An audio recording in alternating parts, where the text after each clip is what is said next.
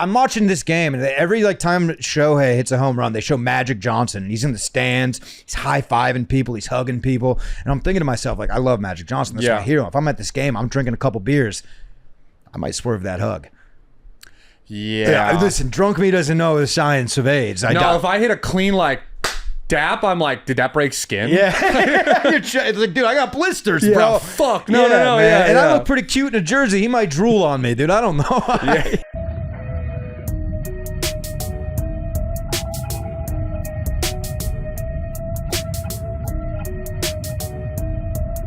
The problem with the long hair, dude, is I get all this like frizzy bullshit that I don't know what to do with. I don't like, and I always ask my girl for advice. I'm like, hey, like, what should I do? And she's like, I don't know. It's not my hair. And it's like, well, you've had long hair your entire life. Yeah. I don't know what I'm doing. I've dreamed of getting to the length you're at, but I can't commit. There's like the coconut head phase. Oh, it looks so bad, I can't commit to it. And it gets like so messy. I would love to see you in like the coconut head phase where your hair is just looking awkward.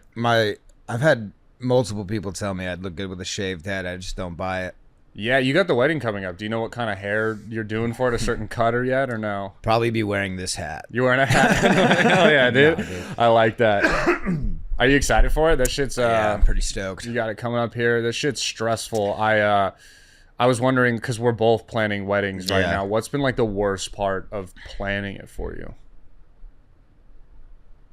Or have you been a hands-off planner? No, well, I'm a big like wait for the questions to come to me. Yes. The color samples, the taste tests, all that stuff. I don't want to it's like her show. Yeah. I want to get married. I want to be married, but the wedding, as I feel like, is for the bride. Definitely. So I've let her take the wheel on this. I'm in the passenger. Actually, I'm in the back. The mother-in-law is backseat driving hardcore from the passenger seat. Okay.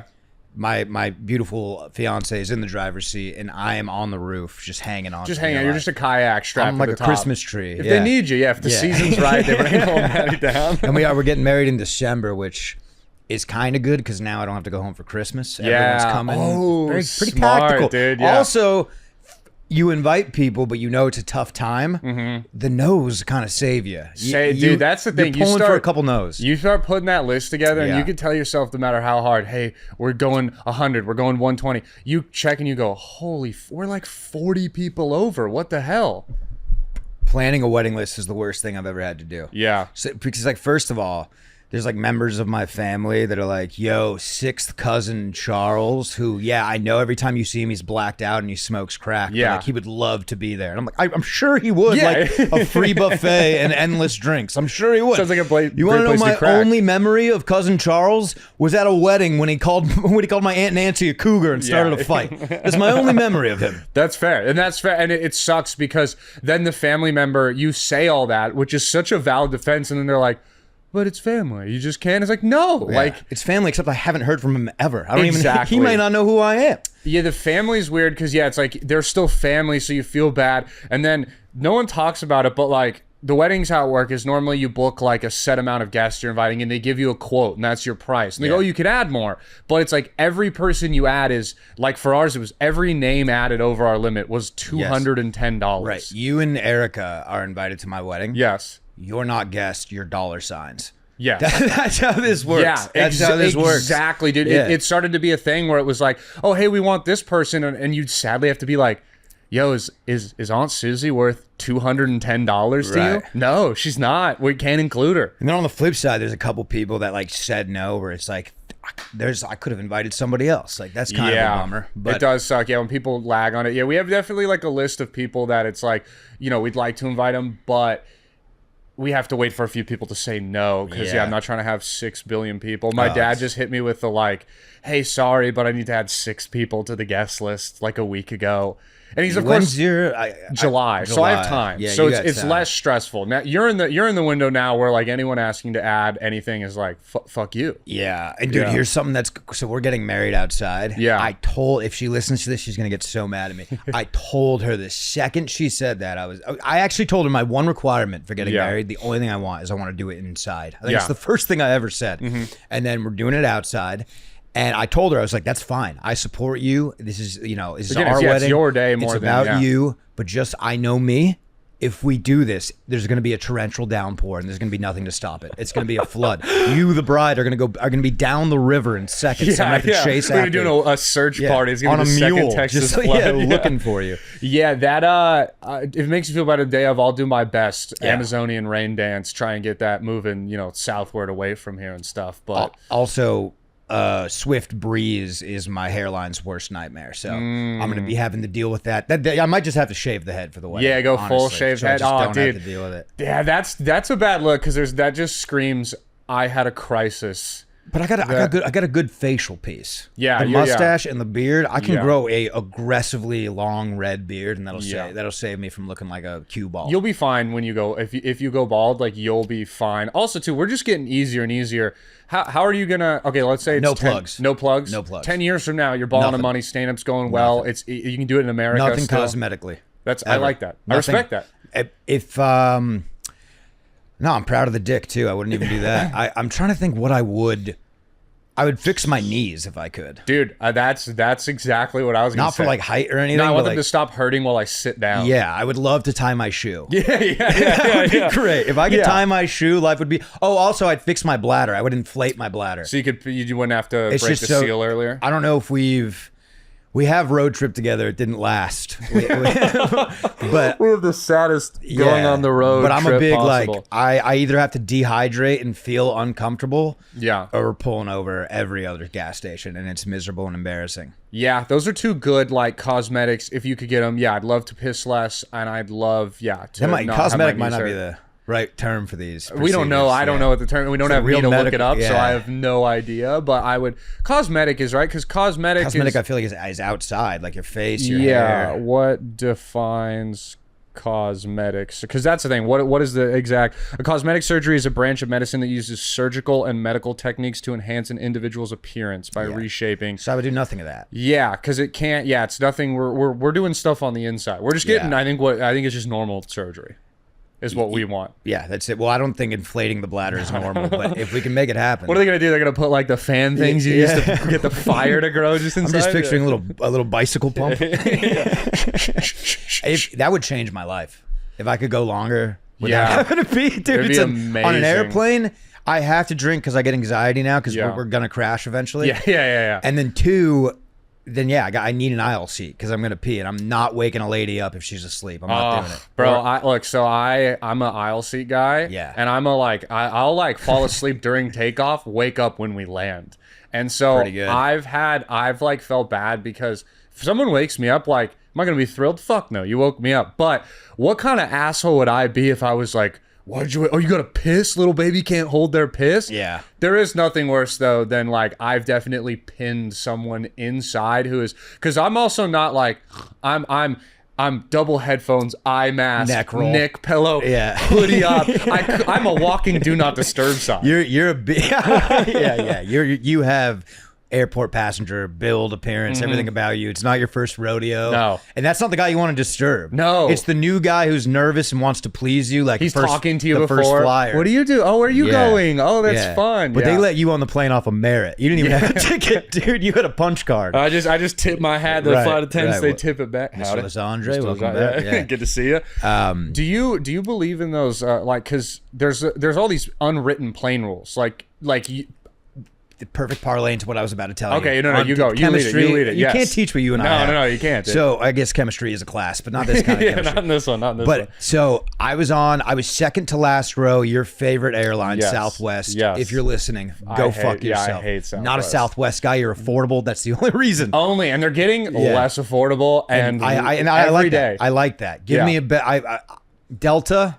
Delta's the best. Do they sponsor people? I would like to be sponsored by Delta. That's the sponsorship we need. Yeah. Oh, the lounge. They wouldn't let us in the lounge. Guys like us. No. You can't. It's like the gym here. You can't have people like us in the lounge, or the exclusivity leaves it, and they start to go well, why is he in here? No, they let us in when they let the guy with the mop in. It's like, all right, we'll get a quick drink while he mops up, and then you're done. Yeah, we sneak in. Fill up your cereal bowl. You can't eat it here. Yeah. Take it with you. So I was in the second to last row. Okay, yeah. All right, on a Southwest flight. Sometimes that puts you in a great situation because I had a middle seat open. Yeah. I was window. Lady to my left. We had the middle seat open. Nice. No one behind me. Ooh. Free to recline. Yeah. We're about to take off. Some guy who is in like the middle of the plane got up to pee and realized that a dude is in the last row by himself. Right before takeoff, he comes back and says, can I take that seat behind me? Yeah. So he takes the seat behind me, and I hear him bragging to the guy next to him. I don't recline when someone's behind me. I finally get to recline on this flight. Like, this is unbelievable. And I said out loud to him, I was thinking the same thing 45 seconds ago. And I still reclined. And then I heard him say, not cool, to the guy to the left of him.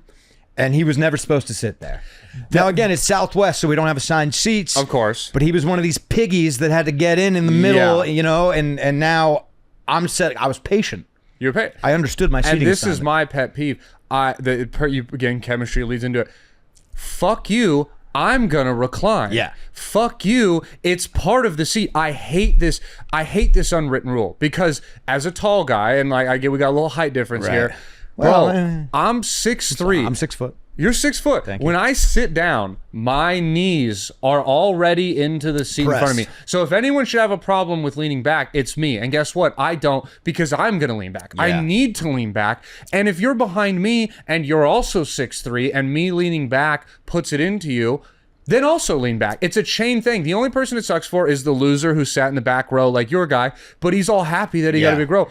If it's a part of the plane, why can't I do it? Also, here's my pet peeve. As someone who's tall, when your knees are in that seat, when people recline, it gives you more knee room. Does it? Because the seat now, instead of being like this, it goes like this. I see. So I actually, when I lean, I don't give a fuck that you're a little closer to me. I now have leg room. Well, that helps me out because I'm usually hesitant when a guy like you's behind me. It's a short king that wants to bitch about it. It wasn't in your lap anyway. You're 5'9". Shut up and sit in the middle seat. I've never bitched when someone reclines on me. Yeah. If it's like a unit behind me who looks like he's had a tough day, I consider it. That's all I'm saying. I don't think the rule should exist. Yes. Yeah. No, I'm with you. And that's the thing too. I'll take some consideration. I'm 6'3". If the guy behind me's 6'4", what if there's like a mom with a baby on her lap, or a lady, and the guy in front of me isn't reclining, so I don't need to move back, then you know what? Yeah, I can spare it. I'm all right. But this thing that people act like you're Pol Pot if you recline in a seat, that you're a sinner and a horrible person. Yeah. And then also too, if you heard the thing, look, I'm all for it. Hey, let's not have sushi on an airplane. Hard-boiled eggs. Yes, yeah. You know, it's like a rule. Tuna salad. People are like, you shouldn't bring it. Like, oh, hey, you went to like Subway in the airport. Tell that to the grab and go. Dude, people are mad. They're like, you shouldn't bring your ham sandwich. Oh, you open your ham sandwich on the plane. You shouldn't open any food on the plane. What in the fuck are we doing here? Ham sandwich, good with me. Yeah. Egg salad, I might throw a fist, dude. We got an issue here. We're on a bubble. Again, it's discrepancy, and I'm not a moron. I'm not in there. I'm not in there eating fucking can of tuna with my hand while I'm drinking fucking Indian food. Okay, I'm not doing that. But if I want to eat Panda Express orange chicken and rice, by golly, suck my dick. Yeah, I'm with you there. Yeah, I mean they serve food on a plane sometimes. So we're being a little hypocritical there. And again, dude, we're all flying commercial. We're 180 people crammed into a metal tube. Fuck all of this. I also think if you're like a well able-bodied man, you have a duty. Yeah. A lot of guys get up and get off the plane. I'm Captain Samaritan, dude. Ma'am, where's your bag? I'm grabbing back single moms, old ladies, fat guys. I'm getting everyone's bag down. Yeah. My section, quickest section to get off the plane. Facts. Because we're segmented. Yeah. We're not all trying to get, it's not all about ourselves. I kind of take control like a Japanese general, and I say patience. Everybody honor, respect. Let's do this together. Yeah. We get the fuck off. Because I hate when motherfuckers, this is a played out pet peeve, but the standing up on the plane. You talk about unwritten rules. This had to have been a first-time flyer. Me and my fiance were flying. Yeah. And there was a lady behind us. I'll just leave it at that. She had a race, but I'll leave it at a lady. Okay. And back of the plane. She couldn't be more back of the plane. Yeah. We all get up, right? She's in the middle seat. I hear her say to the man who's sitting behind her, "Can I please get out?" And he was like, "Yeah, I mean, you're not going to go anywhere, but yeah." So he gets up. This lady from the back of the plane waded her way to the front of the plane before we were Disboarding? Yeah. Deboarding. Deboarding. There we go. There we go. I was like, both of those sound right. Before the plane had opened up anything, back of the row, she's working her way to the front, tapping people on the shoulder. Everyone's looking at her with the same look, like, what do you want me to do? I block these people. Yeah. I stand up and I move, and then if they go, can you move? I go, where do you want me to go? Do you know when people are flying down Yes. the shoulder to beat traffic? Oh yes, I'm that guy. That too. Yeah, dude. I block it. Yes. I block it, and I had a guy laying on the horn once off the Jersey Turnpike, and I just kept that middle finger up. Dude. I got support from my fellow drivers, and it was like a mob mentality, and this guy realized, oh shit, I'm stuck on the side of the road. 3 of these guys get out of their car right now. I'm fudged. I like that. I like that. There's unwritten rules, and we're teeing the line because I'm saying, like, yeah, the reclining is bullshit, but yeah, don't get up and go, we're all in thing. The one exception, if you're catching a flight, we got delayed, now your layover is 25 minutes, just say that. If you say that, she's coming down, her flight's delayed, let's get her. I'll be on your team. I assure you this wasn't the case. And it's the funny thing is I have this problem a lot. I had that recently where I was the guy where the lady goes, do you want me to move? And instead of saying yeah, I said, where the fuck do you want me to go? And then she stopped, and we'll talk off air, but I'm almost positive that I know the race because every time it's been the same for me, and I don't want to. Folks, comment below. Guess that race. Baby. Guess that race. You're probably right. But yeah, dude, I'm glad that we're on the same page here, because there's all these like unwritten rules in society, and some are worth following, and then some is just like, hey, what are we doing here? Yeah, my mom used to always make me take my hat off for dinner because my grandfather would have. Yeah, and I'm like, yeah, well, grandpa, he also would have said the N-word right now. So is that okay? Are we just gonna do everything that he did? What are we talking about? I'm not taking my hat off for dinner. No, that makes no sense. What in the fuck does do you want me to? Okay. This is what I'm going to fucking look like for dinner then. I'm your son. Yeah. Or I can look like this. Kind of nice. Yeah, I put a hat on not because like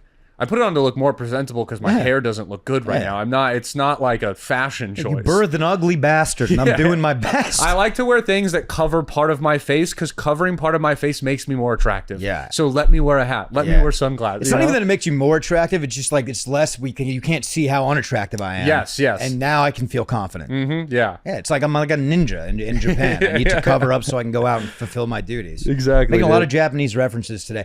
The reason why somebody asked me the other day, like, if this all works out and you make too much money, because I'm not a fashion guy. No, I'm not even a car guy. Yeah, what would be your rich guy thing? I'm gonna get a nice backyard, and I'm gonna suit it with a Japanese sakura tree, the cherry blossom. Oh, that'd be awesome. I'm gonna have like koi ponds. It's gonna anytime you have a headache, like a garden, like when you got those Zen gardens that they kind of rake out with the swirls and stones and shit. like little stack stones and stuff. I like that. And if you ever had if the ball and chains just yapping at you, come on over to the Zen garden. All right, dude. Cool. Yeah, dude, we can hit like handstands and meditate and do shit. some Tai Chi. I love that.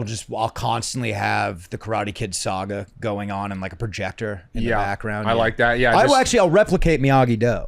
Okay, yeah, Are you familiar? I watched all of Cobra Kai and all of the. Dude, Cobra Kai was so good. I didn't watch the last couple seasons. The thing is everyone, including myself, was like, "Yeah, it's so good." And then you're like, "What? Did you finish the last season?" It's like, "No." Yeah, I started to watch the last season, and it was almost like it was too late. They did one. It got delayed by COVID, so it was one of those where it was just kind of like, brother, I don't really care anymore. You know? Well. And then after COVID, a couple dropped that I watched. I feel like 2 seasons came out after COVID. You're right. And then you know what they did with the final season? And I hate when they do this. 3 parts, bro. Okay, that's 3 seasons. They gave us 3. That's 3 seasons. 6-part of an 18. They're 30-minute episodes. Give me the whole season. I hate when things do that because it's happening now. We're watching, the Murdaugh murders. Yes, they're doing the reenactment series. Okay, which is honestly so fucked up. Yeah, because like this kid Buster that's still alive, he's like the victim of all of it, pretty much. I mean, not real. No, he's not. He's like also kind of an asshole. Yeah, but like his dad killed his mom and his son or his brother, and his dad is like in jail now, and like their family is a laughing stock, and he's never gonna work anywhere. Yada yada. Yeah. And then I'm just watching this for entertainment, and I can't get enough, dude. And when Wednesday comes around, that's the final episode. You bet your ass I'm gonna have a bowl of popcorn in my lap, and I'm gonna be fucking tuned in. Oh, dude, the episodification of crime and these stories has gotten hilarious. Did you watch the Karen Reed trial documentary? Dude, I love when they're like, Yana, it says right here in the text, she's a fucking smoke show. Small ass, but nice tits, though. Dude, that is the funniest thing, having to read those texts. Dude, they made that guy, like, just read his, like, creepy ass, like, did you prosecute it? No, but I gotta look at a fat ass, dude. Like, it just, the worst things. What drove me... Not like, what was the defendant's response to that? I believe he texted, "What does that mouth do, shoddy?" That one was like bizarre because like she killed him. Yeah, I think she had something to do with it when she was drunk, and I think also that drunk. I think both sides had something to do with it. I get a little confused about the conclusion. They concluded that he got drunk, fell in the snow, and died. Yeah, they. So what happened is, and this is what my complaint about the doc was, is you watch this doc and you're like, holy shit, what's gonna happen? And they do a good job in it where it was like, first episode, I'm like, that bitch is guilty. And then the second episode, I'm like, the cops are guilty. And then the third episode, you're like, the bitch is guilty. And you kind of go back and forth till the end. The case ended with a mistrial.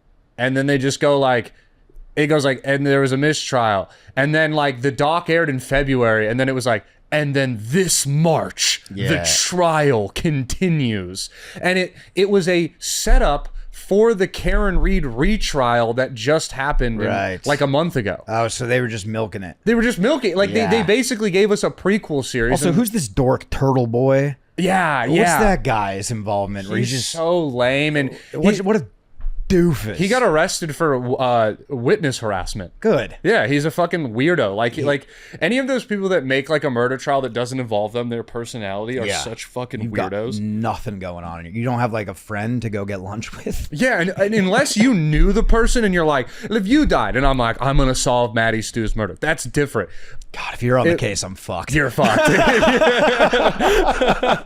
No, dude. You would solve it. You're fucked, dude. You'd cut the hair. You'd stop wearing a hat. I would take it more seriously. Yeah. But I would be honest. There would be a point when I contaminate the evidence with like Cheeto dust or something. Yeah, and you wouldn't know that there's like up-to-date detective procedures. You would have like a magnifying glass and like a little monocle, and like, dude, you can just type it into the database. We have his fingerprint right here. Yeah, they're like, he's looking at evidence over there. It's like, oh no, I'm just burning ants. That's not what Sherlock would do.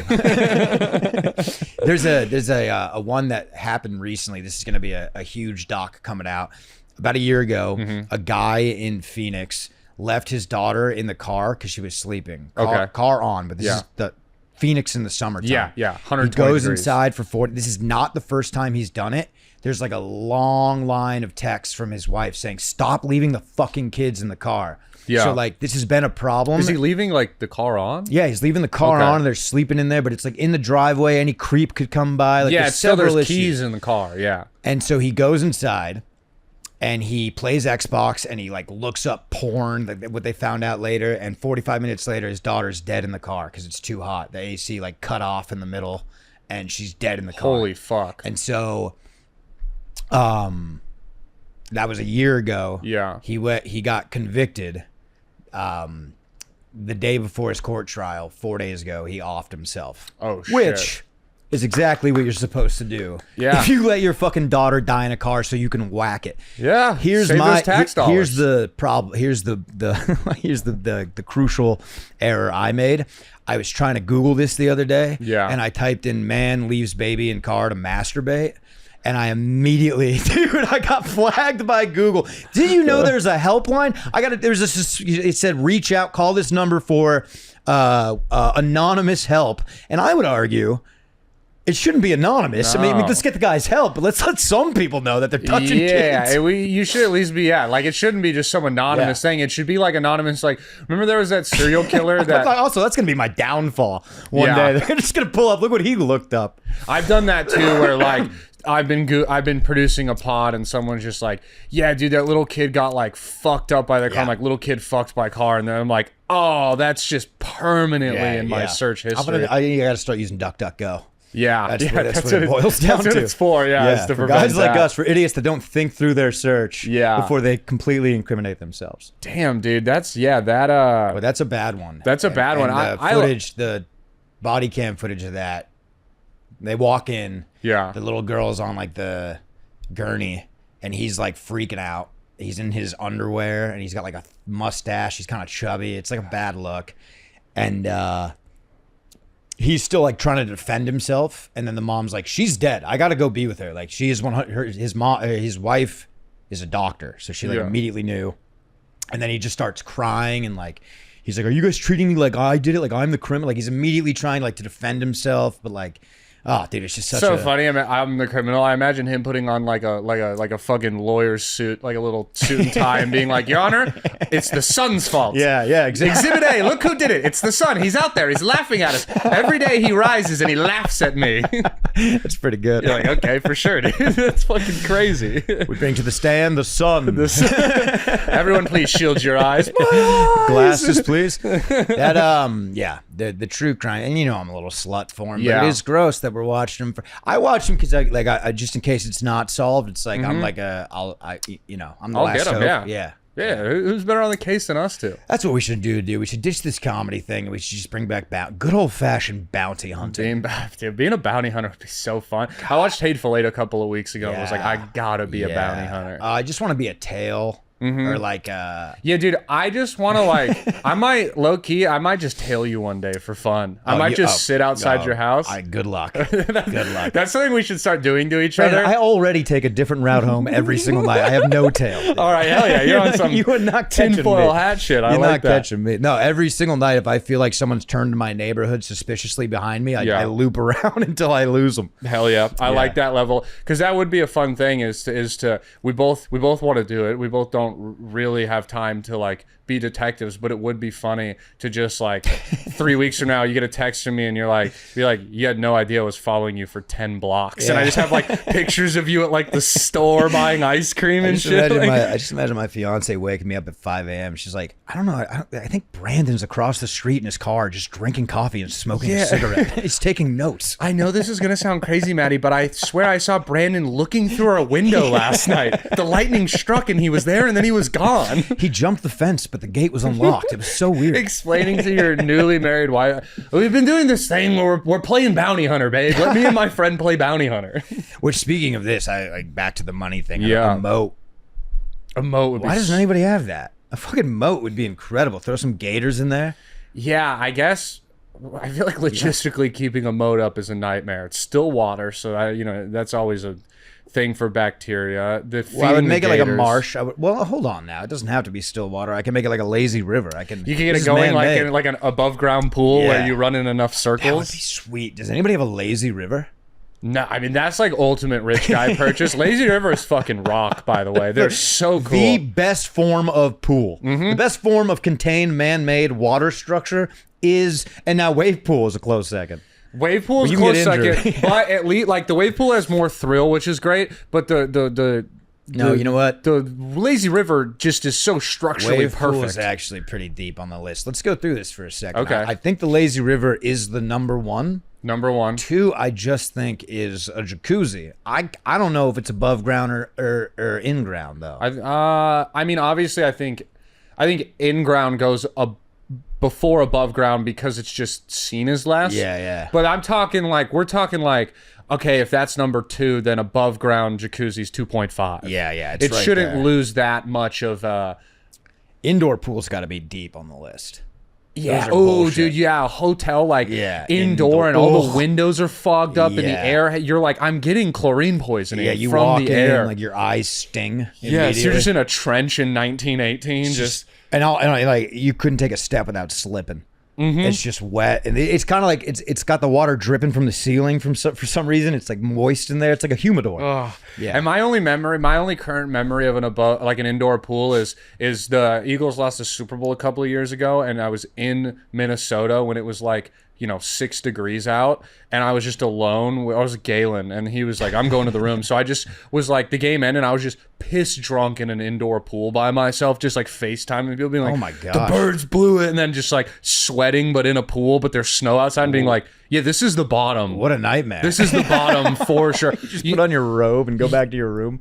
You know what's sad is, and I think, because you're, part of your life, you lived in Valencia, a beach has to be pretty down there, yeah? Huh? Like in terms of bodies, are we including like lakes and beaches and stuff? Oh, I mean, we can talk through naturals. Because I was gonna say, well, like I guess that's so dumb. In my mind, I was like, well, we said a lazy river, and that it's not natural at all. But A beach would be pretty low, right? I like a beach and we like a beach, but I understand that like California beaches are freezing. Sand is really annoying. Yeah. Waves are scary. There's so much more bad shit in the ocean. Yeah, I think you're right. I mean, you could the fact that there's immediately predators involved. Yeah. I think tax some points. Definitely. We got to take that into consideration. You can't beat a pond. No. How nice is a freaking pond? You don't ever want to jump in a pond.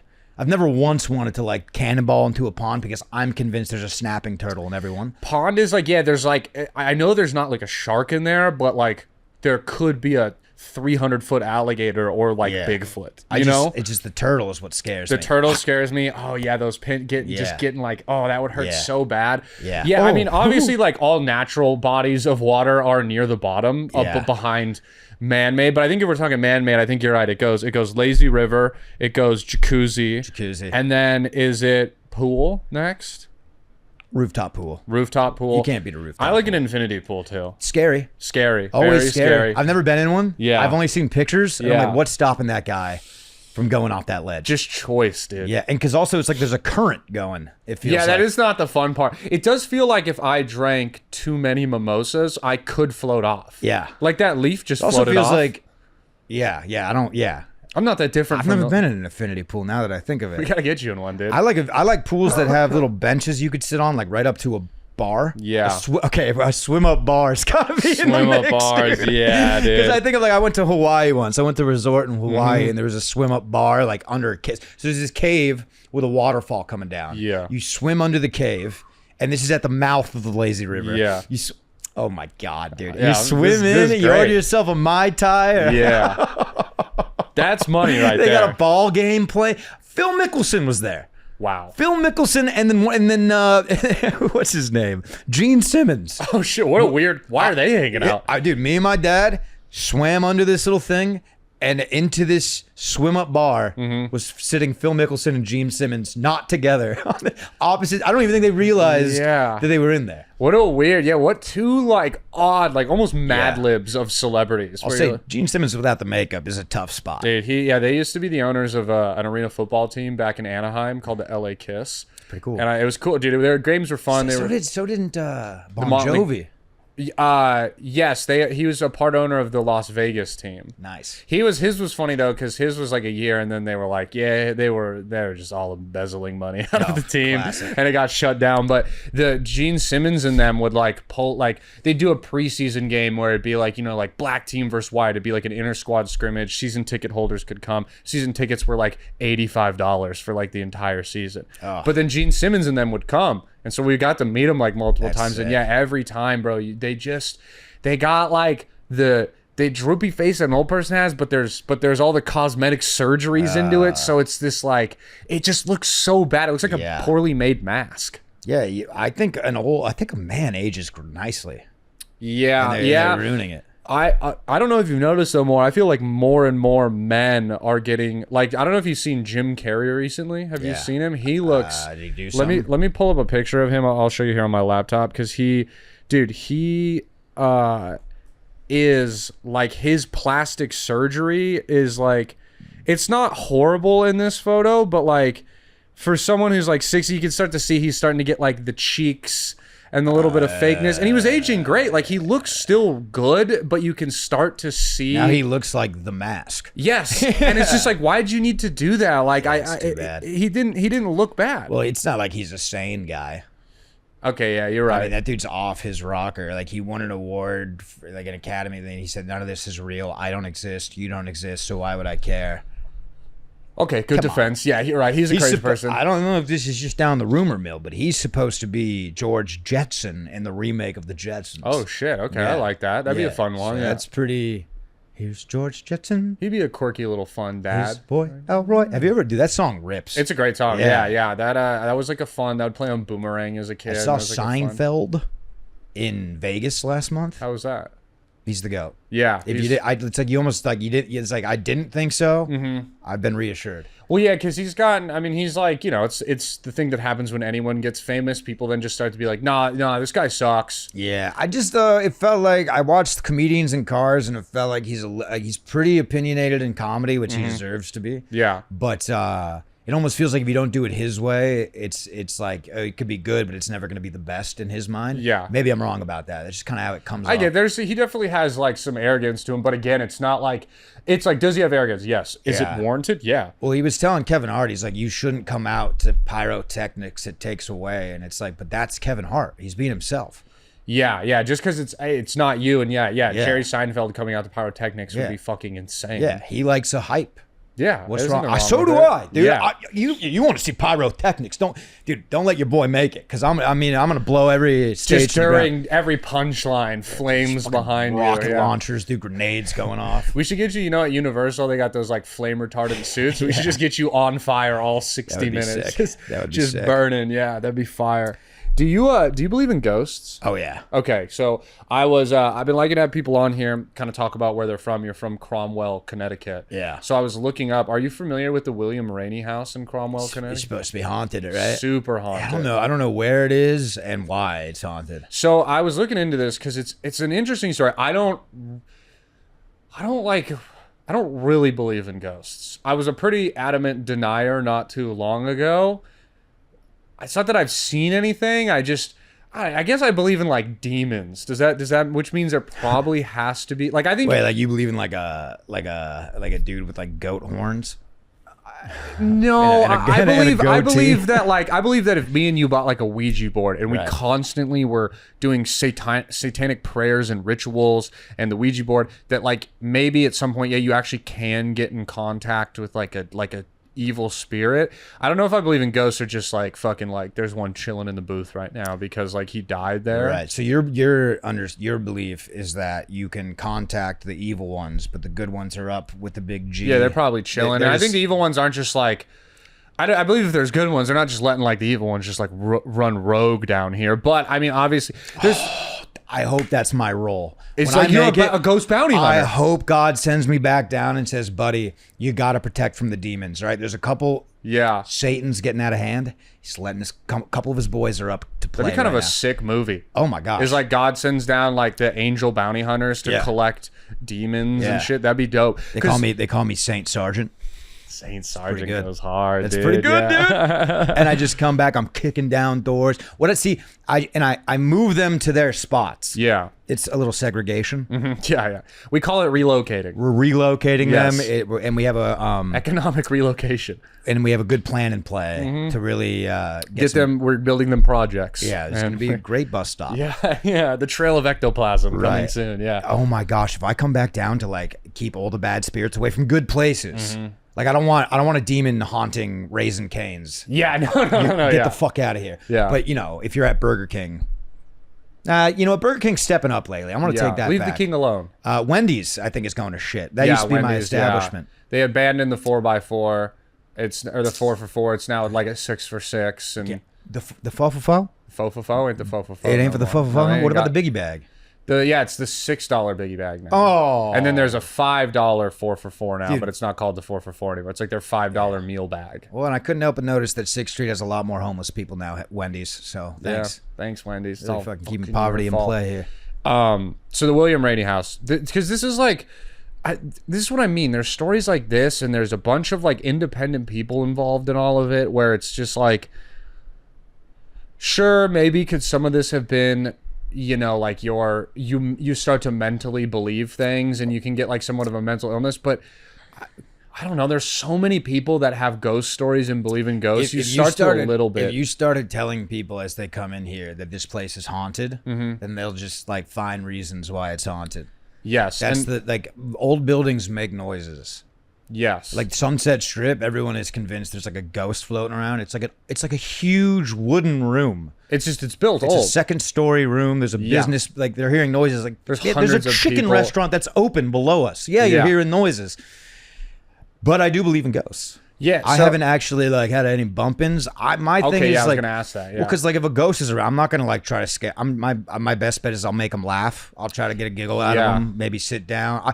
If I'm in a room where I feel it's haunted, I immediately say, this is your spot. If you don't want me in here, make it known. I will leave. Like a dog. Yeah. Bark at me, I'll get out of here. Slam a door. Yeah. Flicker a light. Do something. If you want me to stay, maybe produce a nice scent. Yes. Yeah, a little stink. Crank the AC down a couple notches. Yeah, make it cold. Break the AC. Yeah. Then I'll stay. Because I used to be, I guess why I also have to say that I guess I maybe a little bit more believe in ghosts. I used to so adamantly be a ghost denier. I'd be like, there's a ghost in here. Haunt me now. What do you stand with the opposite of ghosts? Aliens. I believe in aliens. Are they the opposite of ghosts? You could say. Yeah. Because an alien, in order for you to believe in it, you're admitting that it's like it's tangible, it's there. Mm-hmm. But a ghost, I don't know where I'm going. No. I get what you're saying. Like, because they're both the idea of it's believing in something that you haven't seen. So that's their similarity. But I guess the difference is the ghost is like a literal. We're even saying if it's real, it's still like a spirit. But also, what are you gonna do? Put out a candle? Yeah. An alien's gonna laser beam me. That's a threat. Yeah. That's a real threat. Yeah, how do you get here? Yeah, you just died and hung around. You're just a squatter. And by the way, you're gonna haunt this house. Guess what I could do? Destroy it. Yeah. And then what are you gonna haunt? Oh, now we're both homeless. Yeah. So joke's on you. What, are you gonna haunt my cardboard box that I'm living in? Good luck, dude. There's not room for both of us. See, this is what's kind of weird about this story though is Max Corvo is a businessman. He buys the house in 1959. And for like ever, there's creaks, there's noises. They occasionally can hear whispers once in a while. But every time, just like Sunset Strip, they chalk it up. They go, bro, this house was built in like the early 1700s, like the early 1800s. Because that was the thing about Cromwell, Connecticut. It's an early settlement. It's coming around and like, it's where people first settled. We had to kick Native Americans out of there. It was like a heavy tribed area with like their own distinct dialect and language. So they really like, there's a lot of history and stuff there. So they have some old houses. There it is. And I'm such an idiot. What? I just looked up what horror movie was filmed in Connecticut. It's The Haunting in Connecticut. Okay. Probably could have just got there. Have you seen that one? No. It's I believe it like ties in with the Conjuring movies. Yeah, it does. So you remember who is that couple that could talk to ghosts? Lorraine and Ed Warren. Okay, yeah. So, yes. Yeah, the Haunting in Connecticut was like the start of all that. Mm-hmm. Connecticut has like a bunch of crazy haunting stories, ghost stories. If you go there, you'll get it. Because if I'm a ghost, I want to go to a place where the leaves change. With a little scenery. A spooky vibe to it. You need fall to be a ghost. You can't be a ghost in California. You need woods, and then there's nothing scarier when like the woods are just sticks and there's no leaves. That's kind of spooky. That is, everything looks like a hand or like a demon or so this one is like they buy this old house. It's foggy in Connecticut. It's a great place for a ghost to go undetected. Yeah, it's also old too. Like that's always the thing, like because you've traveled outside of America. It's always the first thing that blows your mind as American is you go somewhere and they're like, yeah, that building's from 1080. Yeah. You're like, we don't have 1080 in America. We have like 1640. I thought the world started in 1776. Yeah, exactly. If you're a blue-blooded American, it's 1776. I thought that's when the Big Bang was in 1776. Wait, there's a year before that? I had no idea. I thought it went year 0 and then 1776. Yeah, I thought they like rolled two dice and they said 1776. That's the year we're going to start with. 1776. I guess 0 would have made sense, but let's just do 1776. They so it's like Connecticut is old. Yeah, it's old, so it's back. Like they have some history there and shit.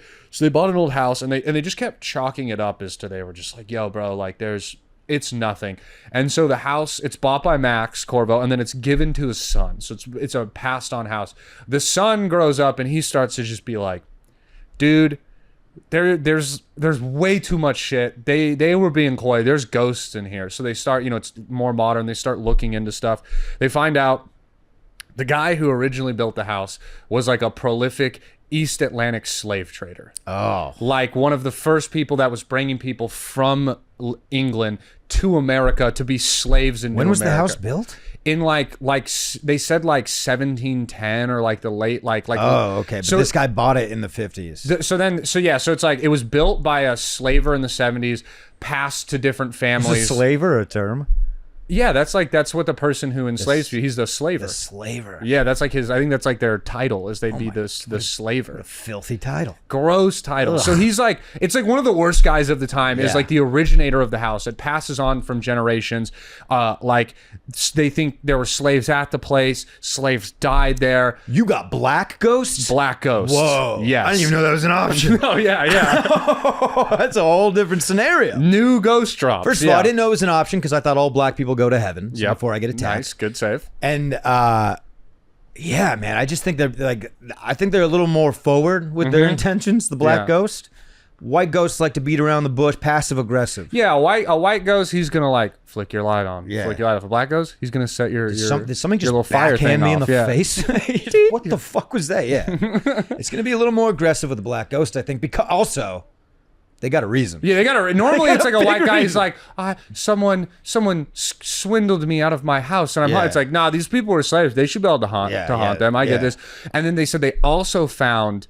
Not only did they find Indian burial graves on the site, but they had found the tombstones had been removed and like stackpiled in another hole. So like clearly, when they built the first house, they were like, "Yo, this is an Indian burial ground." He's like, "Yeah, fucking bury it. I'm trying to have a gazebo back here." It's called the William Carver House? The William Rainey House. William Rainey House. And it was like on like on like all these ghost hunter shows and all that. So all that happens and you're like, okay, whatever. He's hearing some noises. Texted my uncle. My uncle currently lives in Cromwell. I just want maybe he's got some insight. He might, yeah. It was like because I was trying to look at Cromwell and there's not like a ton from it. And can I say, Connecticut's got a bad rap. It does, yeah. It has a horror. Have you been? No, but all the pictures, it looks beautiful. It's a beautiful little New England state. I mean, it's small and there's not good pizza. Best pizza in America is in New Haven, Connecticut, all on one street, Worcester Street. Yeah. You got Sally's, Modern, and Pepe's. And then you got some more that they say are good, but those three are huge. Also, the inventor of the hamburger on that same street. Dude, yes. Okay, so Lunch. I actually did write. I had some fun facts of like the Cromwell area and like Connecticut more as a whole. Well, that's the thing. You can't, if you Google to Cromwell, it's going to end at this haunted house. Yes. With Connecticut, anything else that a major city would brag about is what we have to brag about as a state. So like for the longest time, it was Milwaukee and Portland that were the most microbreweries per capita. Yes. And then Connecticut took the title, but they're like, this is a fucking state. But it's like not, it's kind of... I feel like when it's a small state, it should all count. Also, it's like, dude, we let a state like Texas gets to pick and choose where it's like, if they like it, it's Texas. Well, if it's, that's Dallas. But it's same with California. They do that with the NorCal and SoCal thing where we act divided. But if it's something cool, you're like, that's California. Oh, they'd be like, Texas isn't liberal. That's Austin. Yeah. You mean the capital? Yeah, exactly. It's a big part of the state. Yeah. So it's like, if I want to include this as like, it's Cromwell, Connecticut, it's part of it. Because that was the thing, you pull up Cromwell, it was just the haunted house. Connecticut, it was like the first newspaper, first speed limit. It's one of the few states to ever have two capitals. And it wasn't for like a year, for like 70 years. Wait, what was the other capital? It was, let me look it up. New Haven? Two capitals of... You're hitting me with... Listen, I also moved away when I was 6. I got some Valencia ones for you, too. I got some Let's stuff, stay too. Cromwell, though. This is nice. because I got to finish the ghost story, too. They had two state capitals, Hartford and New Haven, from 1701 to 1875, 174 years. So also home of Yale, New Haven. Yes. I mean, I think the top Ivy League school. Top Ivy League. You guys have... And then I just, like, you said already... First hamburger by Louis Lunch was the guy's Louis name. Lunch. Louis Lunch. What a fucking name, dude. Is that his name? Yes, his last name was Lunch. That was. So then he also invented lunch. Yeah, give him the whole thing. Not the hamburger. He gets the whole shebang. But they're like fucking Nazis about it. So like, okay, the way he invented it, it's a toaster type thing. Yeah. And then you put the patty in and it cooks it that way, which is cool, like a melt. Yes. And then so it has cheese on it, and then they put it on 2 pieces of white toast. If you ask for ketchup, it's Jerry Seinfeld, the soup, no soup for you. It's an offense thing? Yeah. That's weird. You can't have ketchup. People have tried to smuggle in It's like ketchup. Chicago with the hot dogs. They'll do that too places where you better not ask for ketchup. Yeah, well, it's like, dude, find something else to be proud of. Do you have get a daughter? Yeah. Do something. Oh, hey, man, sorry. Oh, you're so against the #1 condiment in the U.S. Yeah. Everywhere has ketchup. Fuck you. You're wrong. What is it? Salsa. Is it the #1 condiment? Well, when I looked that up in 2017, times could have changed, but I believe it was salsa. I mean, that's a good question. I wonder what it is. Okay. We're both wrong. Okay, let's take. Can I guess? You're looking at it, so you've already lost your opportunity. Yes. Is it? Well, can I say mine? The most underestimated condiment in the game: honey mustard. Wow. Okay. I will drink it. Wow. Love honey, and I have. I love honey mustard. Well, in times of, when times are rough, I had a little package. Little package, yeah. Little saltine crackers. Yeah, I get it. But I love honey mustard. I wish mustard was something my parents put in my mouth when I said bad words. So like now, yellow mustard? Because I didn't like it as a kid. Okay. So now if you put yellow mustard on my food, I go, I'm not feel the same it. way about Malibu rum. Yeah, now I can't drink that either, dude. My first blackout. Bro, does this ever happen to you? Because same thing, first blackout, everyone has that. You get sick off of liquor where you can't do it anymore. You ever hit like a fucking coconut shampoo visiting the in-laws and go, I've actually recently come back around to coconut. Like because Malibu, like I didn't eat coconut for a while. It's now like I'm a big fan of coconut flavored things, but coconut water is great, but yeah, that Malibu, man, that'll get you. I also can't drink guava juice because in high school I used it as a mixer for like vodka. I don't like Red Bulls for that same reason now. Dude, forget about Red Bull. Yeah, too many Red Bull vodkas. It just ruins drinks for you. Yeah. All right, we're gonna pull back in here because we're always good at coming back around, but we're dipping out. So mayo is the #1 condiment in the U.S. Really? And then that's like such a. There's no more like that's such a divider. There's so many. I don't believe that stat. I think what helps it out is that like I love mayo. Mayo is the best selling because like if you want to make Thousand Island, you need mayo. If you want to make cane sauce, you need mayo. You know what? Something that always blew me away about mayo is you look at it and it says used with cage-free eggs. Mm-hmm. Then you flip it around, protein 0. Riddle me that, Batman. Oh, is it? Yeah, what? I don't know. I don't think I know how mayo. I don't think there's eggs in here. Yeah, how's there no? Isn't eggs like whole thing? That's been their campaign for a long time. We have protein, but then there's no egg. Wow. No, they use eggs, but no protein. Yeah, because I like mayonnaise on a sandwich. I'm not some big fan. Because then you were right. It says salsa has surpassed ketchup in the U.S. sales to make it the second most in sales by volume. Shout out. It's ranked behind mayonnaise and salsa. Salsa rules. And then here's the crazy thing too. In terms of restaurant usage, ranch has now surpassed ketchup. Oh, I bet ranch was #1. Ranch had its day in the sun in Definitely. like 08 to like 12. Yeah. Ranch was big, dude. I can't. Yeah, ranch had it slowed down. It's still like, that's a big fucking racket, I think, too, is this whole you go to a place and it's 50 cents for like ranch always, like at wing places. Yeah. Bro, a bottle of ranch is $4 for a fucking industrial size. You're giving, like, when you're measuring it out, you're giving me like 1 cent worth of ranch and you're charging me $1 to 50 cents. I think Mickey D's is still doing it right. I think it's free Mickey with D's, them. Yeah. I'm pretty sure. But it's like you go Wingstop, any restaurant now, ranch is extra. Well, I'll tell you what Chick-fil-A did is they just sell them, and I have Polynesian honey mustard and Chick-fil-A sauce, Chick-fil-A brand in my fridge. Polynesian I just came around on. I don't like Polynesian or Cane's. It's not my favorite. It's not the best. They're not the Cane. I like Cane's. The Chick-fil-A sauce is too mustard based for me to like enjoy. There's like. Do you like honey mustard? No, I don't like any kind of mustard. Nothing mustard based. So I'm out on Grey Poupon? I don't like it either, dude. I just like saying it. It is a fun word to say. Yeah, Kendrick really brought that word back. Yeah, that Grey Poupon, that AV. Yeah, right. It was fun to kind of relearn that. Okay, now I'm gonna jump back into the William Rainey House story, finishing that off. So, it was not that big of a deal. The son takes it over. He's noticed some shit. He starts being like, "Nah, bro, we're getting fucking haunted." So they find Indian burial grounds. This is now when they research it and go like, "Yeah, the original guy was a fucking East Atlantic slave trader. Like, Indians were kicked out of this area. This is like a horrible thing." So he starts being like, "Yo, I'm gonna start recording," because he goes, "I'm hearing voices. I'm hearing things talk." So he starts recording things. Bro, these experts come in and they say there's about 4 to 6 voices that they can decipher that are different. And one of them, they have a recording where they can hear the guy and he keeps going, "Let's hide in his liver and give him cancer." Bro, that guy got fucking colon cancer a year later after that recording. The son of the man? son who was like, "Bro, I can hear him saying they want to give me cancer," was diagnosed with cancer 1 year later. And there is a recording of this? There's a recording of it. And then whoa. And then this is where, because he's like moved out of the house, and at the end of this article I'm reading about, this might be the haunting in Connecticut. Maybe it is the haunting in Connecticut, because near the end of the article, the guy does start to be like, we do have to take into some solace that he might have became so into this and like tortured by it that he's starting to believe. You have to take everything with a grain of salt and be like, hey, he could also just be going crazy because he's telling himself there's ghosts there and like people don't believe him. But these experts came in and they start recording stuff and they're trying to get it. The son then, who this is like right after he brings in these experts, he's on a ladder and the ladder is mysteriously pushed out from underneath him and he falls and he breaks his back. And at the time, they have all the recording equipment set up so they can hear the ghosts going. They have a recording that it says, let's help him to death, bring him to death, get him closer. So they were like trying to kill him.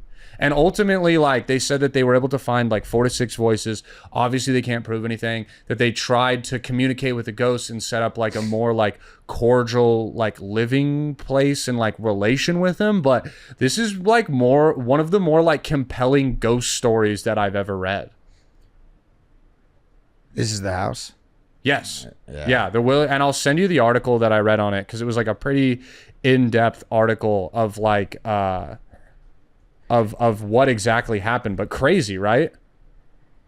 It's it's not The Haunting of Connecticut, by the way. I looked it up. It's this article right here that it looks like it's by Ghost of New England Research Society, which their thing is goners, which looks like gooners. I kept thinking it was gooners the entire time I read the article, but yeah, you can see where they're all talking about it, where it's just like, yeah, you could hear footsteps, shadowy figures. The people who came in the recording said that there were times one of them said that like guy A is recording with a camera trying to find something and the other guy was like looking and turned and could see like a shadowy figure sitting over him, like looking at what he could see on the camera. Like, so there's like multiple people involved that have no relation and multiple generations of people reporting like crazy shit going on in this house. All right, so the son, what year did the son...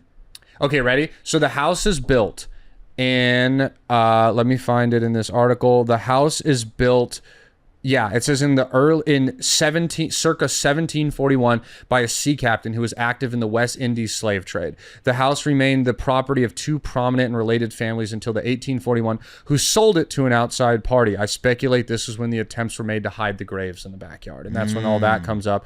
Then in 1959, it is bought by Max Corvo, a prominent local businessman. He buys the house. It's on Main Street in Cromwell. He's like a big known family. He does some renovations. And then when the son takes over in the early 2000s, that's when they start to be, he's like, there's been a ghost here my whole life. Yeah. My father acted like it wasn't shit. And now that it's the 2000s, there's ghost hunters. There's all these shows. There's, technology. You keep referring to things as EVPs. Yeah. Which is like something they're using to record the ghost. I don't know what it stands for. Like electrical, something device. But they then come in 2009 when all the paranormal activity starts happening, and then by the end he just kind of seems during our first and subsequent interviews it's electronic voice phenomena. Okay, that makes sense. Yeah, they were able to identify 4 to 6 different voices, both female and male. Some were clearly attached, almost affectionate to Mark, while others were angry and threatening. One in particular had threatened to kill Mark by saying, "I'm going to hide in your liver and give you cancer." Mark years later was diagnosed with colon cancer and is now recovering. A year or so prior, Mark was repairing a roof when he claimed someone or something moved the ladder. Upon returning home from the hospital, Mark played a recording he made the day of the accident, and on there's a voice that says, "Let's help us welcome him to death." And in December of that year, Mark and his wife awake to the sound of jewelry rattling. When they look around, there's an apparition of a woman that was standing at Miss Corville's jewelry box. As they watched, the apparition turned around and walked through the wall. So it's like his wife, him, ghost experts are all... This is in the 2000s at this point? This is in the 2000s. Okay. Move. Yeah. What are you doing? Sell the house and move. Also, I feel like I'd be that guy. But also, I'm no bitch. Yeah. I'm going to let fucking some punk-ass ghosts kick me out of my house. I'm sitting here with you, Brandon, with a level head. I don't feel threatened by any ghost right now. I'm just considering that I don't think I have a defense. What are you going to do? I can't kill the ghost. Yeah, Just be man. like, dude, do your best. I'm not going anywhere. I'm gonna we read. could be friends. Yeah, I'm gonna read. That's what I'm gonna do. I'm gonna have to reason with the ghost. I'm gonna have to go. Look, you give me no choice. I'm gonna sell and I'm gonna move. Yeah. Do you at least kind of like me? Because you never know what your new roommate's gonna be like. Hold on now. He tried this, and they got in his liver. Yeah, I guess. So I think you just gotta leave. Hey man, when the ghosts give me colon cancer, I'm getting out of there. Do you know what we call that? We call that a checkmate. Yeah, There's not much you can do after. Yeah. Cancer. It's pretty bad. When there's medical experts just being like, "Yeah, man, a ghost gave you cancer," you got to be like, "Wrap it up." And I'm not sure you declared this, but I would assume the colon cancer took him out. No, he survived. This guy's still around. He's around. Yeah, it said he a year later he was in remission. So All right. he was. So if I go back to Cromwell and I go ring on his door at the Rainey House, is he? I don't know if he lives there. I'll look into it and because find now it out. says it's a historical house. Yeah, I mean, the thing is, this article keeps referring of them living there from 1959 to 2009. So I have to imagine in 2009 he left at some point. I'm trying to see. I'm doing a dive on this tonight. Yeah, dude, you got to check it out because these investigators. Did you hear these recordings? Have you? I didn't look that far. I just read the article. The investigation took place in 2013, so it's not like this isn't like some crazy early 2000 shit. What makes it a little less. I mean, they even have where like the guy who comes in who's studying it. His name's Kurt. And he says that in all his recordings, when you listen through back, there's a lot of silence, but he's like, there's times where you can literally hear them go like, Kurt. Yeah. Kurt. Like they know his name. Yeah. So like, I don't know. This is the most like compelling ghost story that I've heard in a while. And if you go back, you got to check this out. Dude, it's got to be so cool to be a ghost and be able to fuck with someone. Mm-hmm. Like, you've already given up on heaven, clearly. Yeah. Hell's not having you. That's how much of a nuisance you are. Yeah. You're just floating around free here. Yeah. And I could be like, I can let them see me for a second. I could turn myself into an alligator or a hippo. I can like maybe bring down some disco balls and have some flying Fuck dicks. with them. Yeah. It'd be so much fun. And I think I'd be a great host as a ghost. I'd be cool. Yeah, I think I'd be pretty cool. I don't think I'd be aggressive. Unless you were watching some bad TV that I didn't want to watch. Again, I'm not ruling out I might be Saint Sergeant one day. I think I'm trying to manifest it now. God, yeah, I'm willing to do it. Yeah, dude, you and your but angels. I would like maybe like a timeshare in heaven. Like maybe I can come through. Fireman schedule. You work like a week, you're off a week. Yeah, fireman schedule would be good. Or if I can just come back to heaven every night for a good night's rest. Yeah. Get some coffee in the morning with my grandpa and my dad. That'd be nice. The non-racist grandpa. The non-racist grandpa. They were both not racist. I'm just saying maybe. In there, less racist. Back then, saying the N-word apparently wasn't racist. So. Yeah, but you spent most of your life in Valencia, California, right? That's where you claim, I guess. Hold on. At this point, that might not be true. Yeah, I guess now. Yeah, now that you're older. But you grew up in Valencia. Yeah. Which they had a lot more cooler stuff. It was like Six Flags, obviously.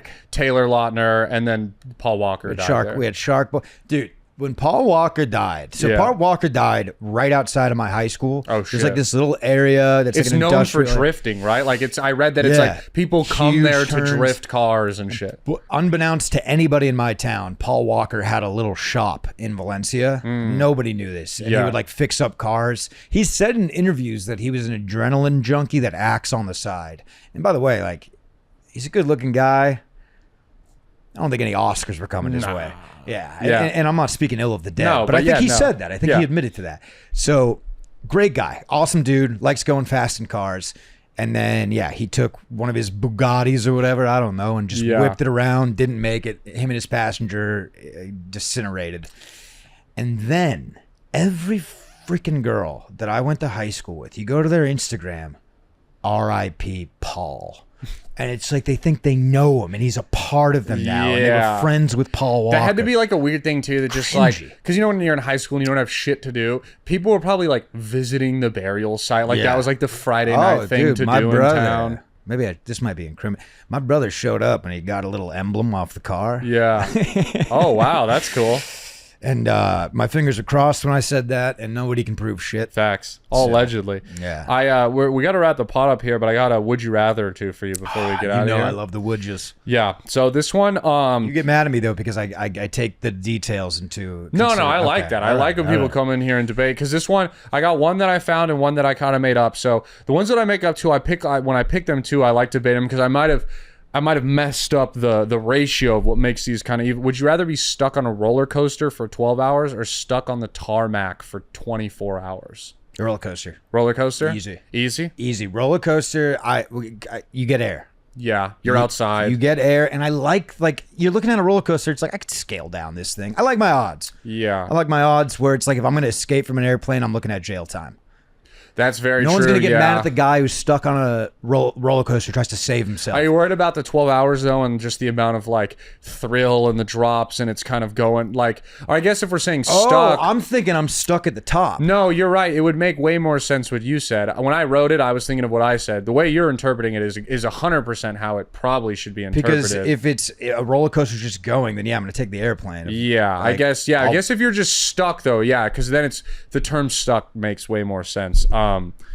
Yeah, I guess you're right. I do feel like I'm outdoors. It's more safe. There's at least fresh air. You're like, yeah, I can climb down it. Being stuck on a tarmac in an airplane is like one of the most helpless feelings in the world. A panic attack for being stuck for like 30 minutes on a tarmac. Yeah, that is the worst. Because you've already committed to this shitty, like, all right, I got to get to the airport 2 hours early, and then I got to take this 3-hour flight, and then I got to wait. It's, you know, your 8-hour travel day just starts expanding, and you already mentally prepared for a long one, and you're watching it get longer and longer. How about this, dude? You fall asleep and wake up, and you're still stuck. That's happened to me. That is like, is there an option to get off? That's purgatory right there. Yeah. That could be a purgatory. Is like, hey, our flight's about to take off, and I doze off, and I wake up, and it's been 2 hours, and we haven't taken off. I just don't understand. Like, I get it. We're all on this plane. I did not sign a contract that says once I'm on here, I am committed. Yeah. I feel like if we're stuck on the tarmac, why don't you keep your spot in line, cart all of us back to the terminal so I can get a Bloody Mary, and then cart us back right when we're ready to take off. I will climb up the wing. Also, if you knew we were going to sit on the tarmac for like 45 minutes... Well, I think oftentimes they don't. Yeah, there's got to be a better... During the shutdown, they knew what was going on, and they let people get on the plane. Yeah. It should just be like, you should delay the flight. Just tell me, hey, we're not boarding for another 45 minutes because we can't leave for another hour and 20 minutes. Cool. Dude, do the virtual queue on the phone. You know? Something like that. Yeah, let me do like you could check into restaurants now and join the queue and shit. Being stuck on a plane, you're dealing with so many more people than on a roller coaster.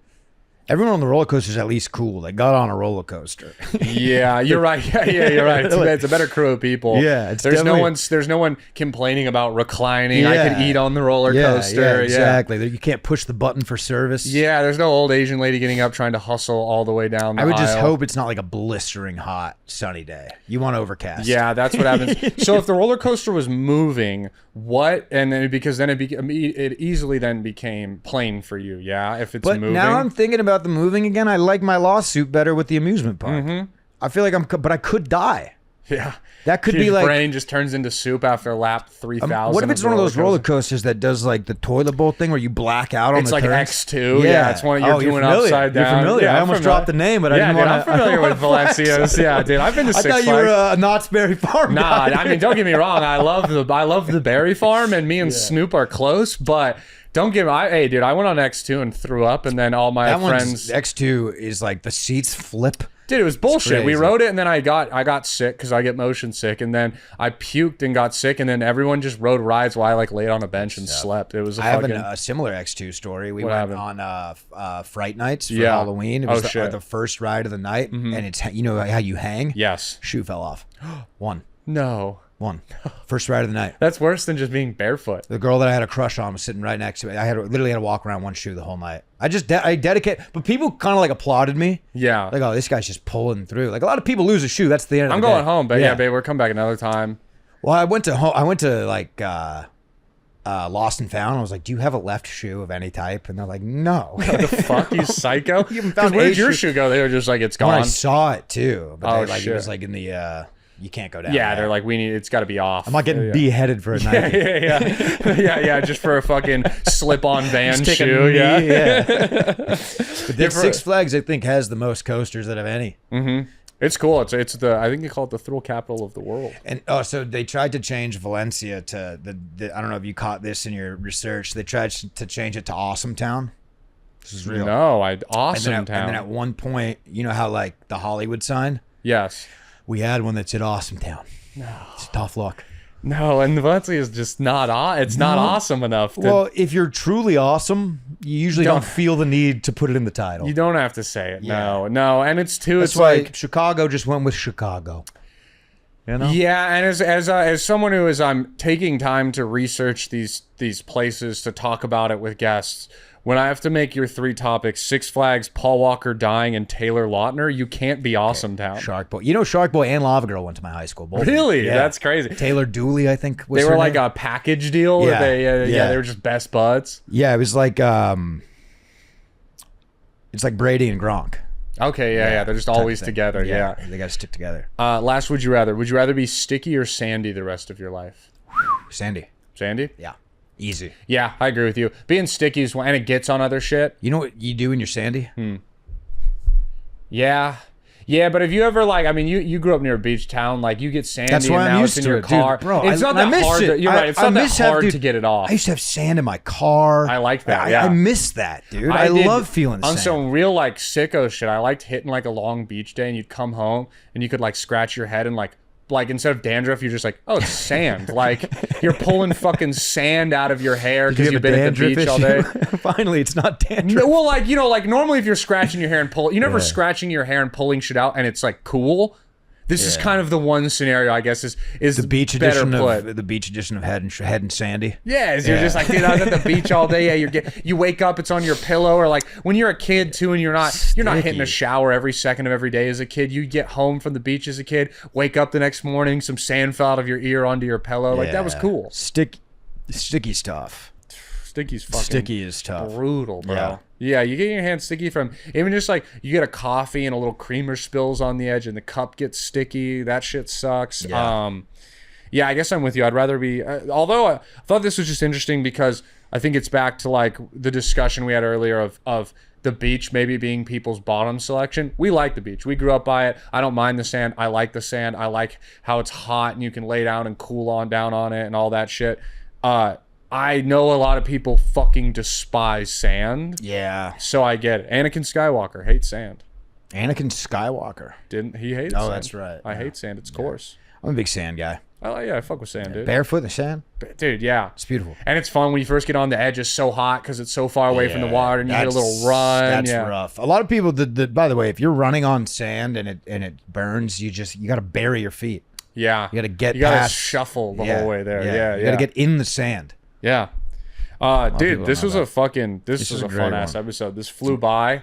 Am I the first world champion you've ever had on? Yes. First world champion. Yes. I don't know. Ironically, Bianca did wear an LA hat on the episode, but she talked about St. Louis the whole time and is like from St. Louis, doesn't care about Did she wear her green one? Yes. And I'm just sitting here doing the same thing. Gosh. Yeah, it was funny because we had a St. Louis clip get like over 100,000 views, and so many are just like, stupid bitch in an LA hat. I just got off scot-free. I'm just like, haha. No, dude, we have the worst. I can't, if I go up to a Dodger fan, if I see someone wearing a hat and I just want to talk a little ball, I go up to them and they get their pepper spray out. They're ready to fend me off. Yeah. We have no fan base. It's me and every Mexican that lives in California. Yep. Those are the real fans. And guess what we can't do? Afford a ticket to the game. No. So what you're going to get is you're going to get Jason Bateman and his sister, and you're going to get fucking the guy who played Barney in the outfield, and you're going to get Magic Johnson. Dude, I'm watching this game, and every time Shohei hits a home run, they show Magic Johnson, and he's in the stands. He's high-fiving people. He's hugging people. And I'm thinking to myself, like, I love Magic Johnson. That's my hero. If I'm at this game, I'm drinking a couple beers, I might swerve that hug. Yeah. Listen, drunk me doesn't know the science of AIDS. If I hit a clean, like, dap, I'm like, did that break skin? Yeah. It's like, dude, I got blisters, bro. Fuck. No. And I look pretty cute in a jersey. He might drool on me, dude. I don't know. Listen. Hitting Magic Johnson with a fist bump is hilarious. Yeah. Never been the elbow. Funk. Yeah.